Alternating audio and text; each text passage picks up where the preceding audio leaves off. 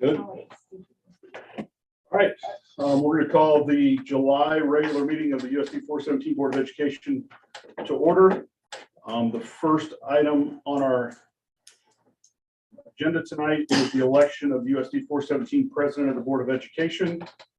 And I'm going to jump in there first, and I'm going to nominate Tina Ray Scott for that position.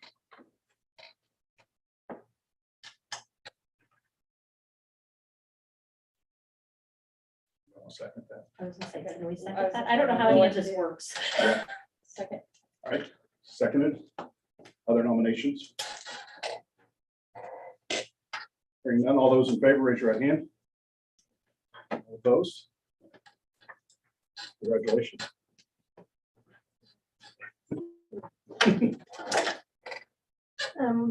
Introductions, we're going to forego those this evening. I think we know everybody that's in the room. The next thing is the consent agenda, and I think Terry did this on purpose because there's 9 million things on here. Approval of the agenda, approved minutes of the previous meeting, financial report and pay bills, donations and gifts. Approved the June 2022 KSB policy updates with updates to policies GCIA, GCRG, II, BGB, and KGA being excluded from the adoption. Approved the transportation handbook. Several things for the special education cooperative, including the articles of agreement, the fiscal clarifications, IDEA Part C to B as an MOU, and approved the special education due process hearing. Approved the 2022-2023 Board of Education appointments. Approved the 2022-2023, that's a typo, Bryce. We've got 2023 in there twice. Resolutions and regulations to rescind the previous policy, the activity funds, petty cash, 1,116 hour school term, the GAAP waiver, date for the election of officers, the board meeting dates, the home rule authority, the student privacy policy, and the Title I program. Board actions for the fiscal year 2023. Approve the 2022-2023 employment of emergency substitute teachers. Approval of the after-school activity bus stops. Approve the 2022-2023 mileage reimbursement rate at 58.5 cents. Approval of the USD 417 credit cards. The USD 417 wellness policies for the elementary, middle school, and high school. Personnel, employment, Sarah Malcolm, junior high quiz bowl sponsor, and resignations of Ashley Schneider, Prairie Heights Elementary School aide and after-school director, and Pam Spitzer, Prairie Heights aide. Anything we need to have removed from the consent agenda? If not, I would entertain a motion to approve as presented. Motion that we approve the consent agenda as presented with the change with that 2023 to 2022. Thank you. And I heard a second from Kelsey. All in favor, please raise your right hand. Opposed, same sign. Okay. Patron forum, is there anyone here to address the board for something that's not on the agenda? Right. Reports. Steve-O, you got anything for us? No. Okay. Dr. Jody. No, it's on everything I need on the agenda. Bryce. Board members? I have something, and I don't know if I just had 2 patrons this week reach out to me around the cost of registering students online for school. I know it's not much, but just wondering, both were just wondering about the possibilities in the future of something that wouldn't cost, especially since we want them to do it online. I think it's $325 a student, maybe something like that. About the fee for using a credit card or debit card. Yes, maybe. And so I'm just, I just said I would bring it. I don't know that there's anything we can do to impact that, but Yeah, that's built into the well, system that we pay. Okay. I'm sorry. Go ahead. It's all right. It's okay. I just wanted to bring it up. Didn't this come up last year and we were not legally allowed to absorb that fee? We have to pass it on to. Yeah, I think it was just the, more of, we've switched to doing it online. And there is still dates you can go do it in person, but we're trying to get people, the bulk of people to Yeah. do it online. And so they were just asking about fees and if there's a way to not have them. I said I would bring it up. I haven't enrolled there- this year, but is there a way that you can enroll and then come pay the fees by check separately? Or do you have to pay when you enroll? No. So you could do the online enrollment and then just drop a check by Or mail it, yeah. or mail it. Potentially. I think one of the things that we need to remind people is to also take the opportunity to fill out that free and reduced lunch form. Whether people think they qualify for that or not, they may actually be shocked at what the guidelines are. And if you fill out the free and reduced, then it actually, the process stops there because you have to wait for a reply back before you get that. And then you can come in and pay with a check or something at the board office. So that's one way to kind of get around that as well. Yeah, the fee is charged by it's not our fee, it's charged by the processor who processes the credit cards and debit cards, the company that does that for us. It's really no different than the way we do our car tags. If you do it online, you pay that. Well, even if you pay on site, at the courthouse, you pay that percentage, yeah. They just passed on that fee.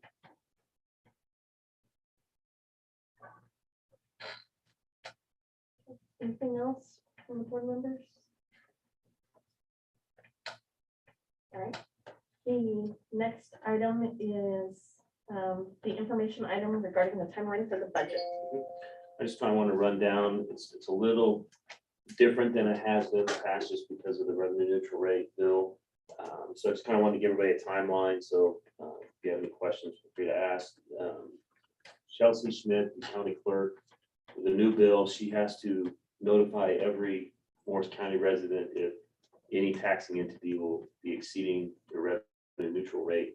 So what the revenue neutral rate is we levy mills and taxes are assessed by mill rates. And so based on your assessed valuation of your home or your property. And so if taxing entity levies mills against that assessed valuation, and mills 1/1000 of your assessed valuation is how many dollars it generates in revenue for the taxing entity. So if your assessment goes up, but you levy 8 mills still, and technically you're generating more revenue. So even though you didn't raise your mill rate, if your assessed valuation goes up, then 8 mills of capital outlay is going to create more revenue than it did at a lower assessed valuation. So the legislation requires that if you exceed your revenue neutral rate, meaning you're going to collect more in taxes than you did the year before, even though your mill rate may not change, you have to notify every resident. So last year was the first year we had to go by the new legislation for the R&R, the revenue neutral rate. This year, and they did not have to notify residents last year. This year, every resident will have to be notified. So the county then, so that makes the timelines change quite a bit. So this year, by June 15th, the county clerk presented us with what our revenue neutral rates are, or were based on her calculations. By July 20th, then we have to assess back to her what our rates are going to be for next year. So our budget doesn't have to be certified until between August 30th and October 1st. You have to have it certified to the county clerk. But the problem with that is you can't approve a budget without a mill rate. That's part of the budget. And so technically we'll have to get our revenues done before July 20th to Chelsea, because she'll have to put that in her notifications to the public. And then we have to have a revenue neutral rate hearing right before our budget hearing, which is standard. And that's, so what we're going to ask for tonight is, unless you just want to have a special board meeting, we can do it that way too. But Mike is still working on closing out the fiscal year, which we'll have to have those numbers done before we can plug those into what our cash carryover was before we work on the new mill rate for the new levy. we were scheduled to do that today, which just didn't have time to get to it, so we're gonna continue that on Friday. So my hope is we'll have on Monday, we can send you an email with what our revenue neutral rates proposed rate will be. That has to be then approved by the board. And then we'll send that to Chelsea with our hearing date. So what we need to set today is the hearing date, which we did in September's regular board meeting last year beforehand. And then whether or not you would all would like to, you could approve us tonight, give us the authority to give whatever mill rate we're proposing to the county. You're not approving it, you're just approving us the ability to turn that into Chelsea, because you don't approve that until you actually approve the budget in the September meeting after the hearing. So you're just would be approving tonight for us to calculate our mill rate based on what our revenues will be and turn that into Chelsea for publication for the hearing. So, or we can wait and have a special meeting on the ninth. So whatever your preference is. So that's kind of the timeline. So kind of working backwards, June 15th were passed, we were notified of our R&R rate. July 20th, we have to turn into the county what our revenue neutral rate will be, and above that, and our hearing date, August 10th, then the county clerk will notify all the taxpayers via email or direct mail what those taxing authorities proposed rates going to be. And then sometime between August 20th and September 20th, you have to hold your R&R hearing and in conjunction with your budget hearing. And then we have to certify our budget sometime between August 20th and October 1st to the county clerk. So if we hold the timeline still as last year, then we'll, it would be beneficial for us to do that in our September meeting. Questions on that?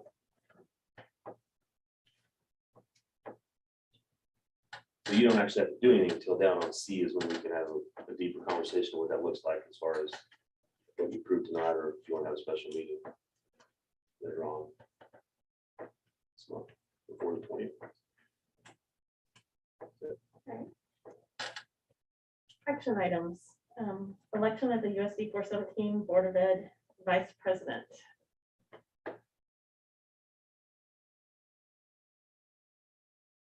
Didn't we just do that, or was that Vice President. Okay, sorry. Peer pressure. I know. Yeah. I nominate Terry Powell. Yeah, I'm gonna decline the nomination. Thank you. Somebody else's Nominate Mary turn. Kay. No, I'm gonna decline it as well. What is the expectation for time? Maybe that would be helpful. Like, how long is the term? It's just 1 year. Mhm. This comes up every first meeting in July. And then it's things like a superintendent evaluation meeting the week prior to the board meeting to comprise the agenda. There's some other emails a lot of times where the superintendent bounces ideas off of us and then takes them forward. So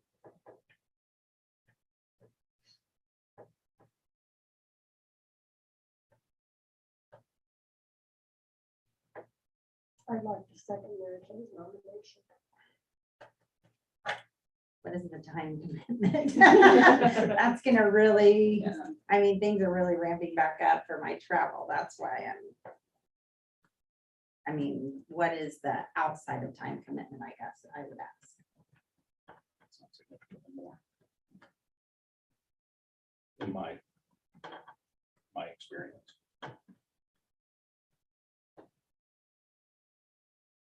For 1 year?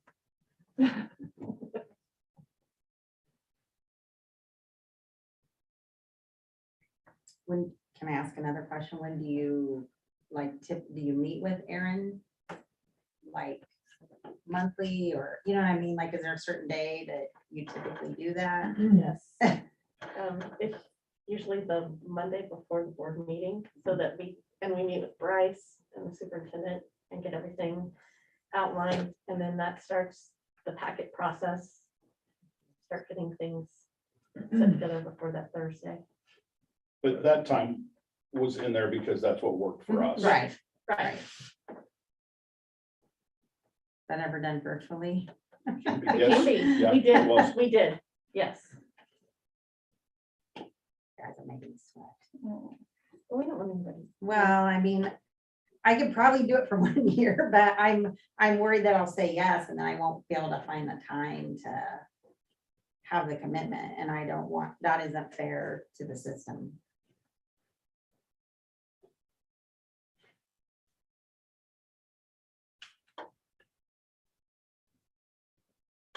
I'm just gonna toss this out. Any interest from And that'd be- anyone? Anybody else? I am also very worried about time commitment. But also, I don't know that I feel like I'm actually that too. I don't know if I'm quite ready for that role, to be honest. Just 1 year, Mary. Marie? Poor Mary. Mary, you're close, I'll give you now.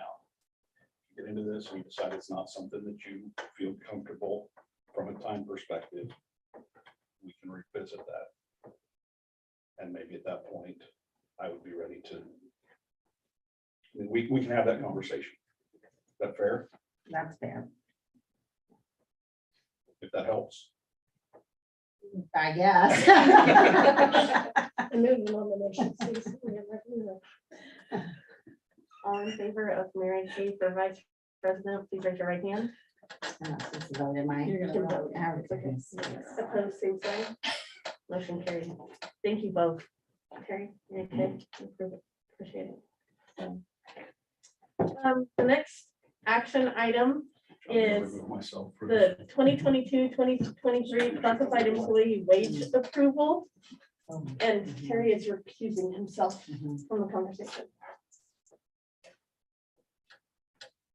So just the question is, do you want to continue with the practice of whatever this percent and raises for wages that went into the negotiations for certified staff get carried over classified?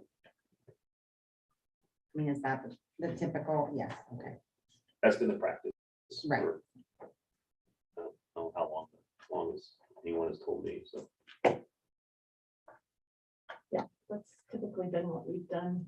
When we've had money in the budget to be able to do so. so are you just needing a motion? We are. Was there a motion I already wrote up There is. somewhere? Well, I probably could just say it. I move that we approve the 2022-2023 classified employee wage approval or scale, whatever that needs to say. It's been moved by Mary Kay. Do you want to say as per the 3%, so it says in the minutes that what it was? I can say that if that would, or, okay. I move that we approve the 2022-2023 classified employee wage approval of 3% to match the agreement. Great. And that's seconded by Kelsey. Any questions, discussion? All in favor, raise your right hand. Please, any sign? If you want to yell at Terry, please. Thank you. Okay. Now we've made it to the notice of intent to exceed the revenue neutral rate that Dr. Doty was talking about. With regards to scheduling the public hearing prior to. So what we need, what we need to turn in to the county clerk by July 20th would be that we are going, the resolution that we are going to, or it's not a resolution yet, it's a notice that we are going to exceed our revenue neutral rates. And just a little history on that, every district does. It's not anything, only districts who will not, in a normal cycle, ones who have extreme declining enrollment and they don't have to generate near the funds. I mean, because just with CPI and inflation, prices are going up, right? So we're going to need to generate more revenue. We can't stay flat year to year, just like any other taxing entity would have to do. So it's not that we are purposely raising taxes. We're just, as appraisers increase property values, those assessed valuations, those appraisals go up, therefore assessed valuations go up because they're directly related based on a percentage. Like residential is 11.5% of your assessed valuation is your assessed valuation of your appraisal. Cropland land and is assessed differently than pasture land, but they all have a percentage that goes along with that. It's done at the county level, and at state level. So we're not proposing to raise taxes, we're proposing that we will be increasing our revenue neutral rate since cost of doing business just goes up from year to year. Then, so since we have to turn into here by the 20th, what that rate, proposed rate will be, mill rate, and the date of our hearing, what you have two options basically tonight. You could just pass a motion giving the district the authority to report that to Chelsea after we get the revenue rates done here in the next few days, hopefully. Or we can, and then we'll email it to you so you'll be informed of what it is. Or we would have to come back and have a special meeting for you to approve, for us to send those to her for publication. It's your preference. It's the same outcome either way. And then we just need to decide on what the hearing date would be, because that has to be turned in with it. If it works for everybody to do it beforehand in our September meeting like we did last year, for consistency, that should be fine. Start probably about 5:45 with the R&R hearing, and then probably 5:53 split the difference for the budget hearing, and then have a regular board meeting after that at 6. Typically, no one shows up for those. It's just a statutory formality. And if someone does, it's fine. We can go through the budget with them and talk about it, answer any questions that they have. Is there a potential for that mill levy to change? Like, once you do the budget, is there a chance that what we do in September would be different than what? Probably No. not. Because if anything, we would estimate high, because that's the ceiling. What we turn in July 20th, you can't go above that. So if you turn in something lower than what we anticipate, then we can't go above that if we actually sit down and do the budget then. And remember, and we'll go into this more detail when we get to the budget section, but of the year, but budget really right now is not truly budget, it's just estimation. It's just publishing for authority to spend tax dollars. True budgeting comes September 20th once we have our head count, because we know what our weighting factors are, what are all those different revenue pieces that go into it.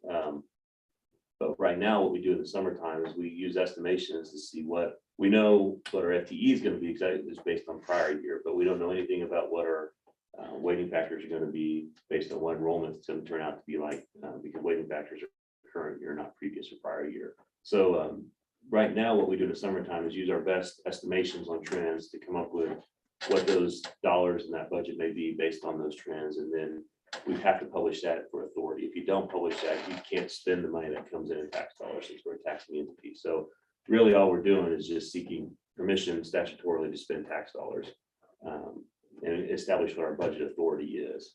And we can't go above that then once that budget's passed. So that's why we always kind of estimate on the high side. Because then if you don't, we have to republish. And some examples of that are, for instance, with special education funding, categorical aid is based on how many teachers are hired that year in Paris. And so there's one pot of money the state has, and they try to estimate the best they can on trends. But if they don't have an accurate trend, they may project 35,000 per teacher. And if there's less teachers hired, it may go up. If there's more teachers hired that year than anticipated, it'll go down. So that's why we work with a co-op and those things to try to establish a little bit of padding in those numbers, so we don't have to republish the budget at the last minute in order to get the statutory authority to spend those dollars and receive those dollars. So right now, really all we do is the budget in summertime is publication to authority to spend tax dollars. If that makes sense. So it won't go up. If anything, we would probably go down, because we'll probably estimate a little high since it's the ceilings being established by July 20th. And we'll know pretty accurately based on really the only thing we have to do this year. Last year, general fund 20 mils laid by the state, that's state statute. So we don't have any control over that. So they removed that piece out of the legislation this year, because that caused a lot of issues last year with districts, because we don't have any choice on what we levy for the general fund. That's state dollars that pull out and go straight to the state to fund the state education budget. Ours would be bond and interest, which we don't have a choice over that either. We got to pay our bonds off. So we have to establish that. That will go up every year. Our capital outlay, which has been 8 mils historically for years, and I wouldn't recommend we lower that just based on our needs and our roof rotations and HVAC issues and age of our facilities. We need those capital outlay dollars for maintenance, and then our LOB, our supplemental general fund. is based on a percentage of our general fund. So we get levy 33% of what our total general fund is locally in an LOB budget. So that's based on, once we get that calculated, we'll know what that percentage is, but we'll estimate probably a little high on that as well. So I think what you're asking for right now is that we either give you the authority to go ahead and send the notification to Chelsea at the max rate, or for us to have a meeting, special meeting on the 19th.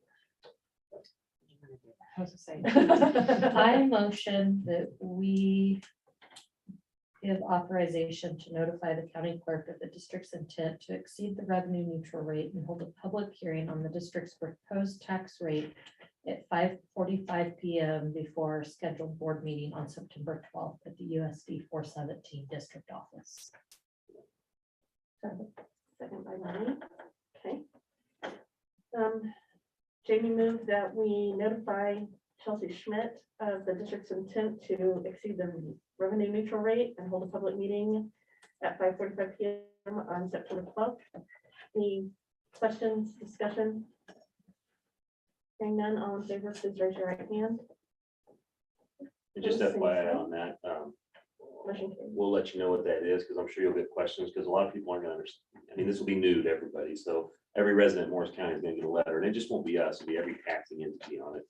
So it'll be pretty confusing for a lot of people, so I'm sure we'll get a lot of questions, and the county will get a lot of questions about what this means and when people get that notice in the mail. So it'll just be a process we'll work through, and we will be reliable, but it's expense to notify everybody after this year.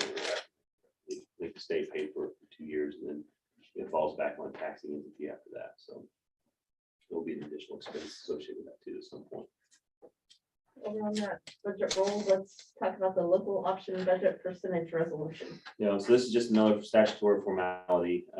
We already, this district already in the past has established the authority to go 33% based on prior resolutions from the district. So we don't have to redo that, but you do have to pass resolution signifying you're going to go at 33% this year.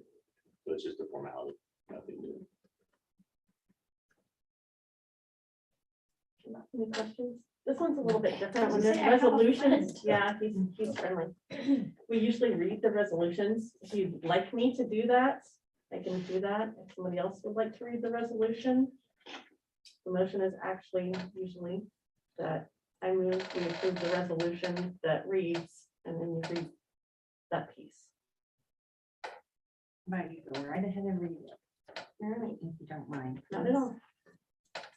Resolution for the local option budget percentage, be it resolved that the above named school board, which is USD number 417, Morris County, Kansas, be authorized to make the local option percentage in the amount of 33% for the 2022-2023 school year. Motion to approve that resolution. So moved. Second. Marie? It's been moved that we approve the local option budget percentage resolution. All in favor, please raise your right hand. Opposed, same sign. Motion carried. Executive sessions. Like 10 minutes for student personnel, items to Boston. Okay, Ms. 10 minutes President, now. I will be going to executive session to discuss confidential student information pursuant to the exception relating to actions adversely or favorably affecting a student under coma. And then the open meeting will resume in the board meeting in the boardroom in 10 minutes. There'll be no action after that. Dr. Doty and Jay. All right. For a second. All right, it's been moved and seconded. If we go into an executive session for. All in favor, please raise your right hand. Those same sign. Motion carries.